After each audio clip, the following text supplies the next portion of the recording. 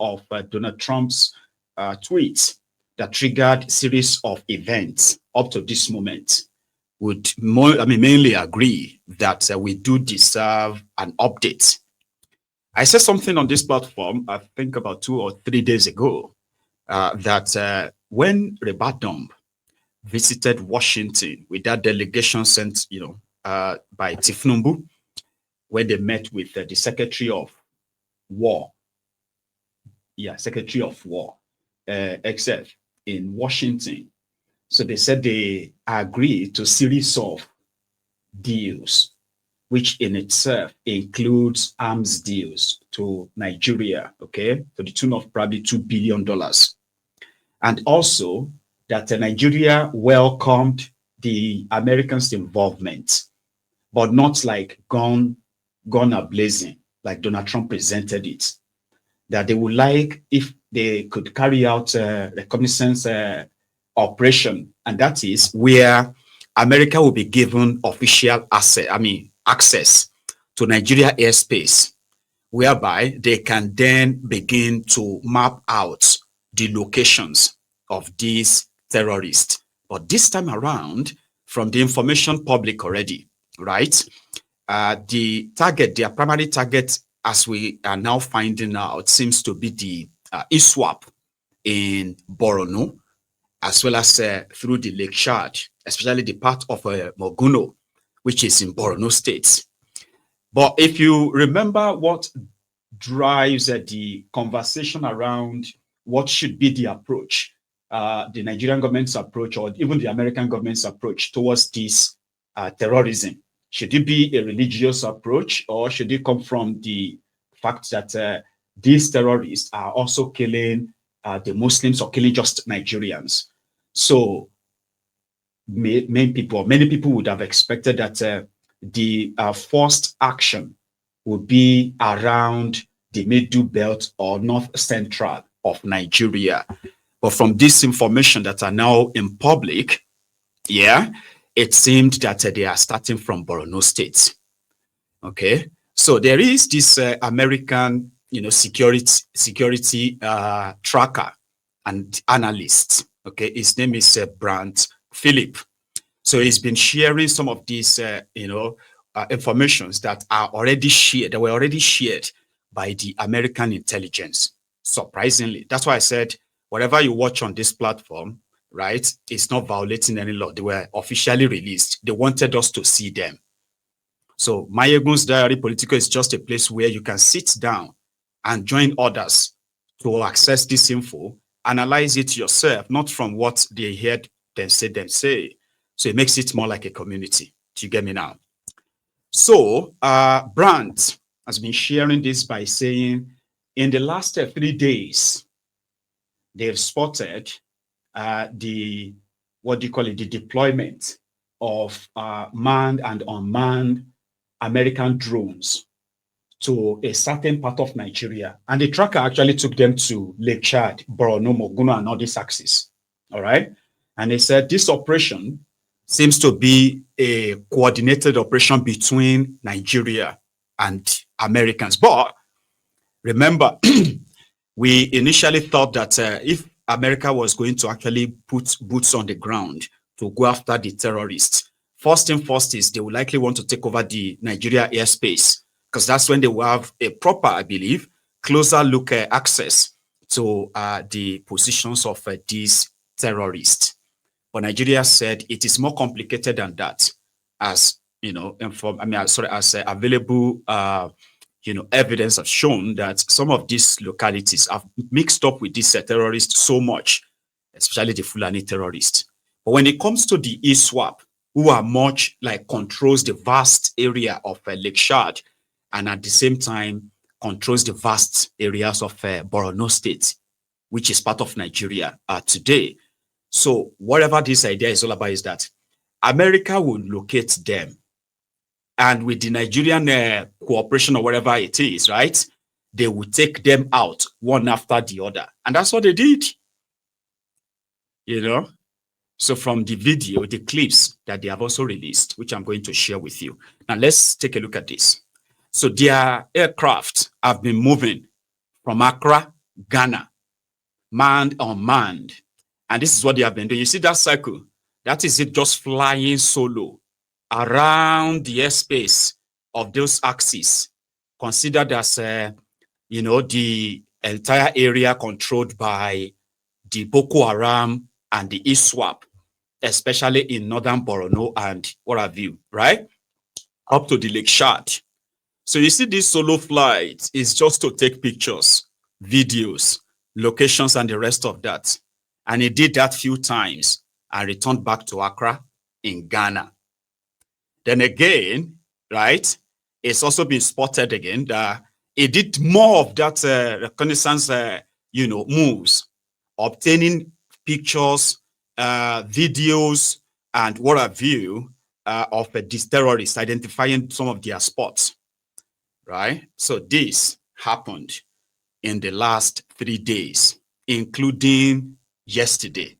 No, hang on. Yeah, in the last 3 days, you can say in the last 4 days now, because this information was like, these are things that have already happened. They are not things they are planning to do, like, okay, we are going to do this next. No. Whichever information they make public that people like us have access to, they are already public, right? Whatever these informations are, right, they are things they've already done. However, giving us the clip of what it is going to be like. So it's going to be like when America and Nigeria, in this sense, actually work together to really take out the terrorist. But we are going to come back to the North Central very soon. So they shared this clip, no sound. So I'm going to leave it like that. So you can watch it solemnly, pay attention to it properly, like I did, and tell me what you notice.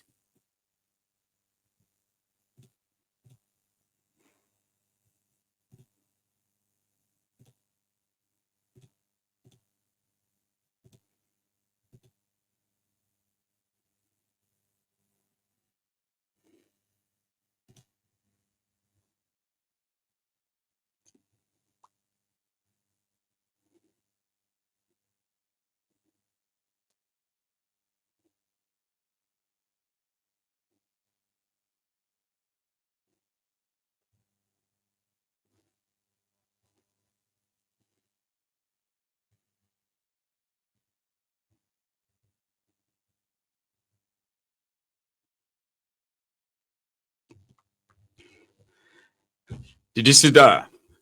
So you saw their movement, the several trips made by their unmanned and manned, because they have different, in fact, I think they actually have names for those aircraft, so that for those who are listening, so this will just be like a tale by moonlight, especially for those of you who have a military backgrounds and you probably wanted more details of what happened. Like if I could, break it down for the viewers a little better, right? So from the information, right, there is that the U.S. Air Force, this is the American Air Force ISR aircraft, okay? So it's been going on that trip. That is the one they have been sending to identify this movement. All those video, the part of the video you saw earlier, to identify which of them are just herdsmen walking away in the territory of a terrorist. How? Which of them, of those located spots, which of them serves as maybe small community where they have other people? Which of them serves as more or less like a logistics, like maybe their food, their whatever, yeah? Identify that. Which area do you really think, or who are those ones in that area? Are those ones like the armed ones, like their real army and all that? So I'm just using this to give you an example of what the aircraft was looking for.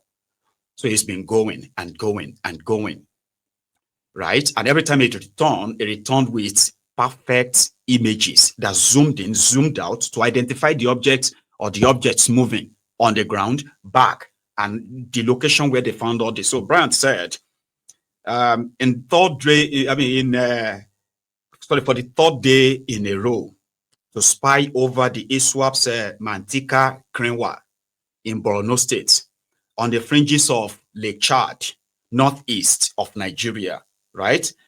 Then these aircraft that they have been sending, man and unmanned, The unmanned ones are like the drones that just fly solo. They may just be like about 10,000 feet that you can't really see them. They take the picture from that space and then they deliver, right? And there is more.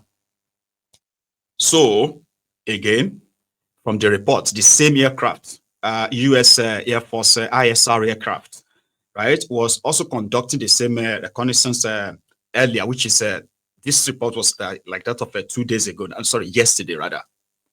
So again, this time around, it was around the same Lake Chad, Borno, the northeast of Nigeria, or that axis. So I'm going to ask you, I'm going to let you see that image again. This time, I'm going to leave sound, this background sound on it, and tell me again, what do you think? And I have my own question after that too.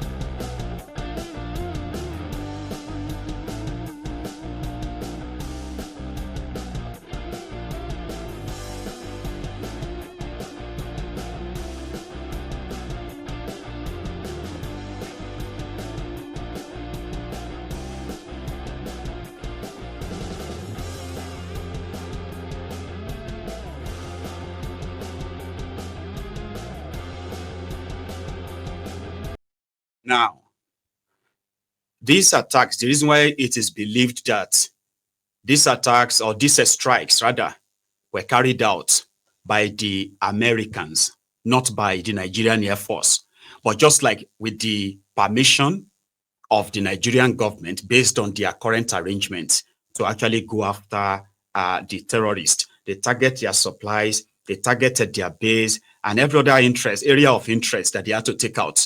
When it was time to go and take them out, it was in the middle of the night. The entire place is already mapped. Their location has been found, as in, what do you call that thing? Like locked in already.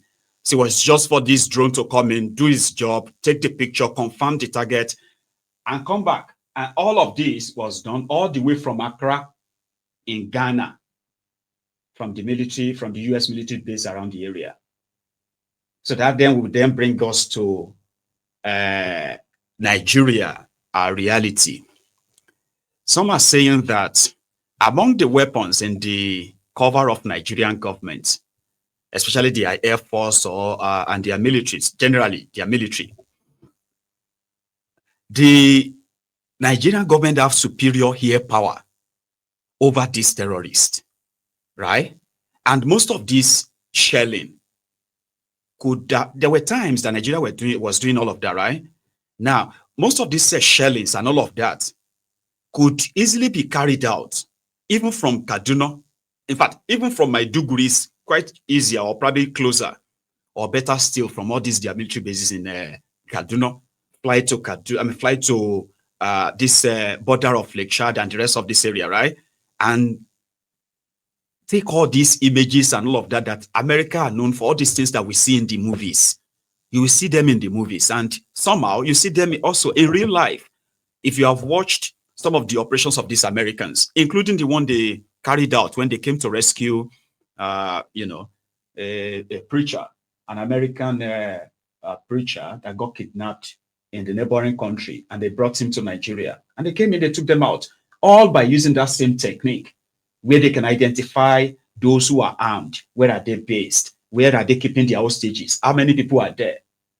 You get what I mean? But Nigerian military, right? Before we go into other happenings in Nigeria today, right? Nigerian military, they claimed that they repelled the Boko Haram attack on Chibok last night, where over 300 terrorists attacked Chibok, and with the valiant, with the determination of Nigeria's valiant soldiers, they repelled them.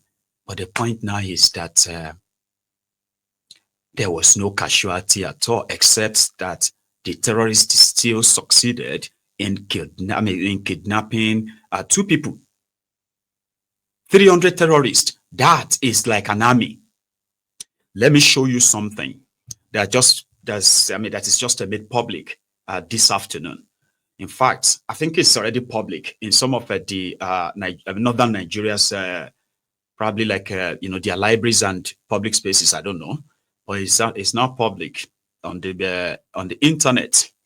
Now take a look at the list on your screen for you to understand the amount of terror that Nigeria is actually dealing with, and why northern Nigeria at this point should be calling for sober reflection. Okay, so this, I Am a Bandit, a decade of research in Zamfara State, Bandits Den, by Dr. Murtala Ahmed Rufai. Yeah. Now, if you take a look at that list, they say this is table 2 by the way, list of some major bandit leaders in Zamfara State, local government area. Maradon, one local government area. You have number 1, the bandit leaders. Number 1, Samaila, his own area of location, where he's having his own, where he's having his own ungoverned area, right? As we speak, you have, his name is Samaila, is a bandit leader. He stays in Bayandusi. His own army consists of about 150 fighters. Just so you know, that's Samaila. Number 2, you have Jimo Fadama. Is also from the area. In fact, let me put all of them together, right? Jimo Fadama, that one has 80 fighters. Simolijaya, that one 65 fighters. Sahabi has 250 fighters. Nahaka, Abinaka, that one has 180 fighters. Aminu Jajani, 120 fighters. These are armed terrorists with AK-47. So when they say fighters, you get what that means, right? Now, if you go down and you get to number 18, Alilu, that one stays in Sububu.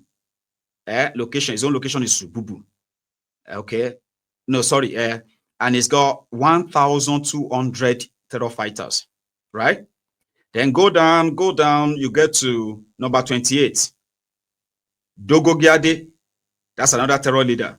He stays in Dajin Babar Doka, 2,000 fighters. Damana, that one stays in Dajin Sebi, 1,500 fighters. Ali Kankala, Kasala, that one stays in Madada, 1,600 fighters. Bulaki at number 32, he stays in Gabas Galadima, 1,200 fighters. Now, you see, the point here is this: when you lay your hands on the number of known terrorists in northern part of Nigeria, and how much those who are negotiating with them have enabled them over the years, you will realize that the amount of Fulani terrorists, these are not even like ISWAP and Boko Haram. These are just the Fulani terrorists. In Zamfara State alone, they can pull out over 30,000 fighters in Zamfara alone, terrorists. So that gives you an idea that, okay, if they have 30,000 fighters, plus or minus, does that mean that they've got more than 30,000 AK-47 and other ammunitions? Absolutely. They've got stockpile of it, right? So in Ejiba, Kogi State, what happened?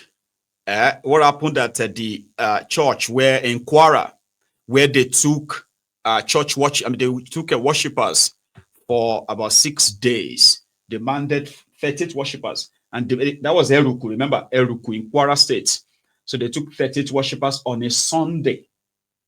They just announced that they've released them last Friday, Thursday. Now these terrorists have gone to Ejiba, in Yagba West, local government area of Kogi State.